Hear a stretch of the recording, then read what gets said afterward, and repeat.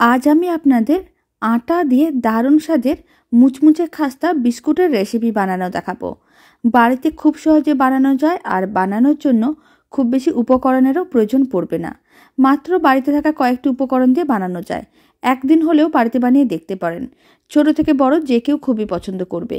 আর এই রেসিপিটা শেষ পর্যন্ত দেখার জন্য আপনাদের কাছে অনুরোধ রইল। আমি আপনাদের বিস্কুটগুলো ভেঙেও দেখিয়ে দেবো কতটা মুচমুচে আর খাস্তা হয়েছে।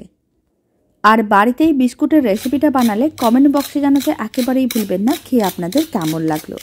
আপনারা দেখুন বিস্কুটটা কিন্তু বেশ মুচমুচে আর খাস্তা হয়েছে, শব্দ শুনেই বোঝা যাচ্ছে। এবার বিস্কুটটা ভেঙেও দেখিয়ে দিচ্ছি কতটা খাস্তা হয়েছে। দারুণ লোভনীয় স্বাদের আটা দিয়ে বিস্কুটের রেসিপিটা একদিন হলেও বাড়িতে বানিয়ে দেখতে পারেন। নমস্কার, আমি রুমি, আপনাদের সবাইকে আবারও একটা দারুণ স্বাদের রেসিপিতে স্বাগত। আটা দিয়ে বিস্কুটগুলো বানানোর জন্য প্রথমে একটা মিক্সিং বোলের মধ্যে মেজারিং কাপের 1 কাপ আটা নিয়েছি। এখানে 150 গ্রামের মতন আটা আছে। এবার আমি দিয়ে দিলাম ওই মেজারিং কাপের 3 ভাগের 1 ভাগ সুজি। এখানে 50 গ্রাম সুজি দিলাম। আর দিয়ে দিচ্ছি চা চামচের 4 ভাগের 1 ভাগ লবণ। ছোট যে চা চামচগুলো হয় তার 4 ভাগের 1 ভাগ খুবই অল্প লবণ দিতে হবে। এবার আমি 1 মুঠোর মতন চীনাবাদাম মিক্সির জারের মধ্যে নিয়ে এইভাবে গুঁড়ো করে নিয়েছিলাম। সেই চীনাবাদামের গুঁড়োটা দিয়ে দিচ্ছি। আর একেবারে পাউডারের মতন গুঁড়ো করার দরকার নেই, এইভাবে একটু দানা দানা করে গুঁড়ো করে দিতে হবে। এতে বিস্কুটগুলো খেতে অনেক বেশি ভালো লাগবে। এবার মিক্সিং বোলের মধ্যে দিয়ে দিচ্ছি চা চামচের 4 চামচের মতন সাদা তেল। তেলের জায়গায় আপনারা বাটারও দিতে পারেন, আর না হলে এরকম সাদা তেল দিয়ে দিতে হবে। তেলটা একটু বেশি করে দিতে হবে, তাহলে বিস্কুটগুলো বেশ মুচমুচে আর খাস্তা হবে। আর এখানে আমি বড় চামচের 4 চামচ তেল দিলাম। খুব ভালো করে মিশিয়ে নিতে হবে। আর এইভাবে 3 থেকে 4 মিনিট খুব ভালো করে ময়াম দিতে হবে। আর সমস্ত উপকরণ মানে আটা ও সুজিটাকে যত ভালো করে ময়াম দেওয়া হবে বিস্কুটগুলো খেতে তত বেশি ভালো লাগবে। প্রায় 4 মিনিট খুব ভালো করে ময়াম দিয়েছিলাম। এবার কিছুটা মিশ্রণ হাতের মুঠোর মধ্যে নিয়ে নিলাম। আপনারা দেখুন এরকম একটা দলা পাকিয়ে যাচ্ছে, তারপর একটু প্রেস করে ভাঙতে বালির মতন ভেঙে যাচ্ছে। তখনই বুঝে নিতে হবে খুব ভালো করে ময়াম দেওয়া হয়ে গেছে। এবার আমি দিয়ে দিচ্ছি 50 গ্রামের মতন গুঁড়ো দুধ। গুঁড়ো দুধ দিলে বিস্কুটগুলো খেতে অনেক বেশি ভালো লাগবে, আর এটা কিন্তু একেবারেই অপশনাল। আর আমি দিয়ে দিলাম 50 গ্রাম চিনি। এখানে 150 গ্রাম আটা নিয়েছিলাম আর 50 গ্রাম সুজি নিয়েছিলাম, তাই 50 গ্রাম আমি চিনি দিলাম। আর দিয়ে দিচ্ছি অল্প একটু বেকিং পাউডার, খুব বেশি না, ছোট যে চা চামচ হয় তার 4 ভাগের 1 ভাগ বেকিং পাউডার দিলাম। আবারও সমস্ত কিছু একসঙ্গে খুব ভালো করে মিশিয়ে নিতে হবে। আর গুঁড়ো দুধ দিলে বিস্কুটগুলো খেতে কিন্তু অনেক বেশি ভালো লাগে। আপনারা চাইলে দিতেও পারেন, নাও দিতে পারেন। আবারও সমস্ত শুকনো উপকরণগুলোকে খুব ভালো করে মিশিয়ে নিতে হবে। যখন শুকনো উপকরণগুলো খুব ভালো করে মেশানো হয়ে যাবে তখন অল্প অল্প জল দিয়ে একটা টাইট ডো রেডি করতে হবে। ডোটা কিন্তু একটু টাইট করে বানাতে হবে। ডোটা নরম করে বানালে বিস্কুটগুলো খেতে ভালো লাগবে না। তাই এইভাবেই অল্প অল্প জল দিতে হবে আর একটা টাইট ডো রেডি করতে হবে। এখানে আমি রুম টেম্পারেচারের জলই ব্যবহার করেছি, কোনো রকম ঠান্ডা বা গরম জল দিইনি। আর ডোটি রেডি করার জন্য একসঙ্গে অনেকটা জল দেওয়া যাবে না, খুবই অল্প অল্প জল দিতে হবে আর ডোটা রেডি করতে হবে। আর এই ডোটাকে যত বেশি টাইট করে বানানো যাবে বিস্কুটগুলো ততটাই মুচমুচে আর খাস্তা হবে, খেতে ততটাই ভালো লাগবে। প্রায় 5 মিনিট খুব ভালো করে মেখে নিয়েছিলাম।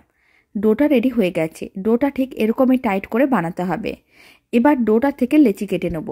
লেচিগুলো খুব বেশি বড় বা ছোট করার দরকার নেই, এরকমই মিডিয়াম সাইজের লেচিগুলো কেটে নিতে হবে, তাহলে বিস্কুটগুলো মিডিয়াম সাইজের হবে। তবে আপনারা চাইলে বিস্কুটগুলো ছোট বা বড় করেও বানাতে পারেন, তার জন্য লেচিটাকেও সেরকম করে কেটে নিতে হবে। এখানে আমি মিডিয়াম সাইজের বিস্কুটগুলো রেডি করব, তাই মিডিয়াম সাইজের লেচিগুলো কেটে নিচ্ছি। আর ডোটা যখন রেডি হয়ে যাবে লেচিগুলো কিন্তু সঙ্গে সঙ্গে এইভাবে রেডি করে নিতে হবে, কারণ ডোটা রাখা যাবে না, তাহলে চিনিগুলো মেল্ট হয়ে যেতে পারে। তাই এইভাবেই তাড়াতাড়ি করে বিস্কুটগুলো রেডি করে নিতে হবে। তার জন্য একটা লেচি নিয়ে নিলাম। লেচিগুলোকে গোল বলের মতন করে বানিয়ে প্রেস করে চ্যাপটা করে নিচ্ছি। তারপরে এইভাবে ছুরির সাহায্যে দাগ দিয়ে দিলাম। আপনারা আপনাদের পছন্দ মতন যে কোনো ডিজাইনে বিস্কুটগুলো রেডি করতে পারেন। আমি এখানে বিস্কুটগুলোর উপরে এরকম একটু লম্বা করে দাগ দিয়ে দিচ্ছি। আপনারা আপনাদের পছন্দ মতন যে কোনো ডিজাইনে বিস্কুটগুলো রেডি করে নিতে পারেন। এই বিস্কুটটা রেডি হয়ে গেছে। এখন আমি আপনাদের আর একটা বানানো দেখিয়ে দেবো। তার জন্য আবারও একটা লেচি নিয়ে নিলাম। লেচিটাকে এইভাবে গোল বলের মতন করে বানিয়ে তারপর একটু প্রেস করে চ্যাপটা করে নিতে হবে। আর তারপরে একটা ছুরির সাহায্যে দাগ দিয়ে দিতে হবে। এই বিস্কুটগুলো বানানো একেবারেই সহজ আর খেতেও ভীষণ ভালো হয়। ছোট থেকে বড় যে কেউ খুবই পছন্দ করবে। আবারও একটা বিস্কুট রেডি করে নিলাম আর বাকি বিস্কুটগুলো একইভাবে রেডি করে নিয়েছিলাম। এবার বিস্কুটগুলোকে ভেজে নিতে হবে। তার জন্য কড়াইতে কিছুটা পরিমাণ সাদা তেল নিয়েছিলাম, তেলটা গরম করে নিয়েছি। ফ্লেমটা মিডিয়াম টু লোতেই আছে। মিডিয়াম টু লো ফ্লেমে বিস্কুটগুলোকে একটু টাইম নিয়ে ভাজতে হবে, তাহলেই কিন্তু বিস্কুটগুলো বেশ মুচমুচে আর খাস্তা হবে। যদি ফ্লেমটা হাইতে থাকে তাহলে বিস্কুটগুলো অনেক তাড়াতাড়ি লাল হয়ে যাবে, কিন্তু ভেতরটা কাঁচা থেকে যাবে। তাই এইভাবে টাইম নিয়ে বিস্কুটগুলোকে উল্টে পাল্টে লাল লাল করে ভেজে নিতে হবে। সমস্ত বিস্কুটগুলো গরম তেলের মধ্যে দেওয়া হয়ে গেছে। ফ্লেমটা মিডিয়াম টু লোতেই রেখেছি। প্রায় 5 মিনিট এইভাবে রেখে দিয়েছিলাম। এবার বিস্কুটগুলোকে একটু উল্টে নিতে হবে। উল্টো দিকটা কিন্তু বেশ লাল হয়ে গেছে। এবার একইভাবে বিস্কুটগুলোকে উল্টে দিতে হবে, যাতে অন্য দিকটাও একইভাবে লাল হয়ে যায়। এতে বিস্কুটগুলো দেখতেও ভালো লাগবে আর খেতেও ভালো লাগবে। তবে গরম অবস্থায় বিস্কুটগুলোকে একটু নরম মনে হতে পারে। ঠান্ডা হওয়ার পরে বিস্কুটগুলো কিন্তু বেশ মুচমুচে হয়ে যায় আর খাস্তাও হয়ে যায়। একইভাবে আরও 5 মিনিট এইভাবে মিডিয়াম টু লো ফ্লেমে রেখে দিচ্ছি। এখন আমি আপনাদের 5 মিনিট পরে দেখাচ্ছি। ফ্লেমটা মিডিয়াম টু লোতেই ছিল। বিস্কুটগুলোর উল্টো দিকগুলো কিন্তু আবারও লাল হয়ে গেছে। এবার বিস্কুটগুলোকে একটু উল্টে পাল্টে নিতে হবে।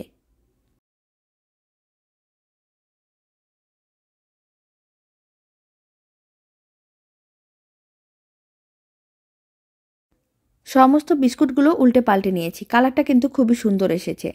এবার বিস্কুটগুলোকে তুলে একটা প্লেটের মধ্যে সার্ভ করে নিতে হবে। দারুণ স্বাদের মুচমুচে খাস্তা বিস্কুটগুলো একেবারেই রেডি। এবার একটা প্লেটের মধ্যে সার্ভ করে নিচ্ছি। আর আপনারা দেখুন, যেহেতু ফ্লেমটা মিডিয়াম টু লোতে ছিল তাই চিনিগুলো মেল্ট হয়নি, আর বিস্কুটের ওপরে চিনিগুলো দেখতেও কিন্তু বেশ ভালো লাগছে। সমস্ত বিস্কুটগুলোকে তুলে নিচ্ছি আর ঠান্ডা করে নিতে হবে, কারণ গরম অবস্থায় বিস্কুটগুলো একটু নরম মনে হতে পারে, কিন্তু ঠান্ডা হওয়ার পরে বিস্কুটগুলো কিন্তু বেশ মুচমুচে আর খাস্তা হয়ে যাবে।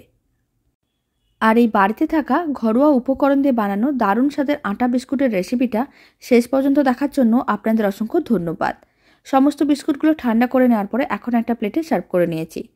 এবার আমি বিস্কুটটা দেখিয়ে দিচ্ছি কতটা মুচমুচের খাস্তা হয়েছে। বিস্কুটের রেসিপিটা ভালো লেগে থাকলে আপনারা যদি ফেসবুক থেকে রেসিপিটা দেখছেন, পেজটিকে ফলো করে নেওয়ার অনুরোধ রইল। ইউটিউব থেকে দেখলে চ্যানেলটি সাবস্ক্রাইব করে নেওয়ার অনুরোধ রইল। পাশে থাকা বেল আইকনটি প্রেস করে নেবেন নতুন রেসিপির আপডেট সবার আগে পাওয়ার জন্য। শব্দ শুনেই বোঝা যাচ্ছে বিস্কুটটা কতটা মুচমুচে হয়েছে। এখন ভেঙেও দেখিয়ে দিলাম কতটা খাস্তা হয়েছে।